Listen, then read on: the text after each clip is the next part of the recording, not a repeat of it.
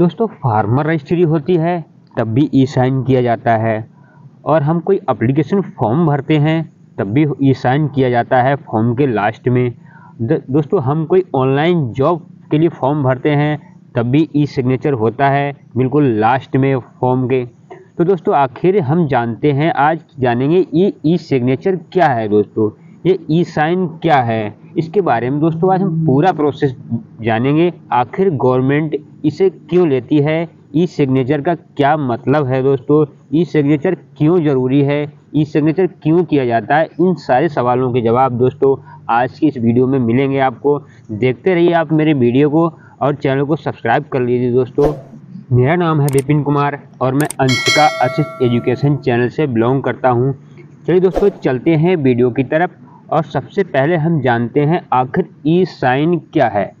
दोस्तों ई हस्ताक्षर का मतलब होता है इलेक्ट्रॉनिक हस्ताक्षर यानी इलेक्ट्रॉनिक साइन। ये किसी भी दस्तावेज को एक डिजिटल तरीके से हस्ताक्षर करने का एक तरीका है। दोस्तों इस ई हस्ताक्षर कानूनी रूप से अधिक मान्य होते हैं। ई हस्ताक्षर के जरिए किसी भी दस्तावेज को ऑनलाइन हस्ताक्षर किया जा सकता है। दोस्तों ई हस्ताक्षर से हमें आखिर फ़ायदे क्या होते हैं। दोस्तों ई हस्ताक्षर से हमें सबसे बड़े फ़ायदे ये हैं, ये कानूनी तौर से दोस्तों पूरी तरह से मान्य होते हैं। ई हस्ताक्षर सुरक्षित होते हैं। ई हस्ताक्षर लागत प्रभावी होते हैं। दोस्तों ई हस्ताक्षर में समय की सबसे ज़्यादा बचत होती है। जैसे कि आप मान लीजिए आपको पैन कार्ड बनवाना है और अर्जेंटली आपको कहीं भी अकाउंट ओपन कराना है। अगर आप पैन कार्ड बनवाते हैं दोस्तों, तो पैन कार्ड बनवाने के लिए सबसे पहले आप ऑनलाइन प्रोसेस अब जो हो रहा है, पहले ऑफलाइन प्रोसेस था, तो पैन कार्ड आने में कम से कम 10 से 15 दिन दोस्तों लग जाते थे। पैन कार्ड नंबर मिलने में 10 से 15 दिन लग जाते थे।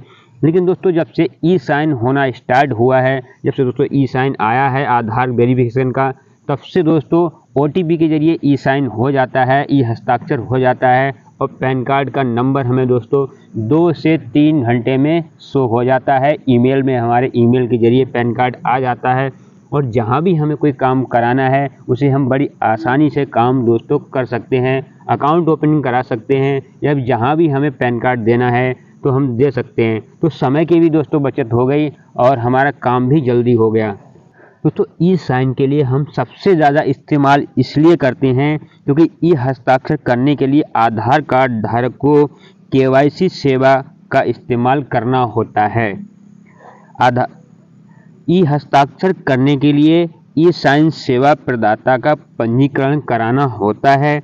ई हस्ताक्षर करते समय 2 कारक प्रमाणीकारक इस्तेमाल होता है। दोस्तों आखिर दोस्तों हमसे फॉर्म के लास्ट में ही ई साइन क्यों कराया जाता है। दोस्तों हम कुछ इस तरह से समझेंगे, जैसे कि हम किसी भी एप्लीकेशन को लिखते हैं तो सबसे नीचे उसमें अपना सिग्नेचर लिखते हैं। सबसे नीचे आकर सिग्नेचर लिख के ये वेरीफाई कर देते हैं कि हमने ऊपर जो भी डाटा भरा है बिल्कुल सही है और सही तरह हमने पूरे होशो हवास में डाटा भरा है अपने, हम इसे कंसेंट देते हैं बिल्कुल सही है। ऐसे ही दोस्तों किसी भी फॉर्म को जब हम भरते हैं और उसके बाद में आधार से OTP देकर या फिर फिंगर लगाकर दोस्तों हम ये वेरीफाई हो जाता है हमारा, या हमने जो भी फॉर्म अपना दिया है, जो भी डाटा हमने आपको सौंपा है, जो भी डाटा हमने फॉर्म में भरा है बिल्कुल सही है, उसमें कोई भी त्रुटि नहीं है, और हम ये कंसेंट देते हैं बिल्कुल जो कुछ सही है हमारे आधार कार्ड के मुताबिक है। जब हम दोस्तों फिंगर या OTP देते हैं तो वो डाटा पूरा जो हमने भरा है और जो अपने आधार कार्ड में है बिल्कुल मैच हो जाता है दोस्तों, और OTP से के जरिए वो सबमिट हो जाता है। इसलिए दोस्तों ई साइन कराया जाता है। ई हस्ताक्षर के लिए दोस्तों हमारे आधार कार्ड से मोबाइल नंबर लिंक होना बहुत ही ज़्यादा ज़रूरी है। इस प्रक्रिया को हम तभी इस्तेमाल कर सकते हैं दोस्तों।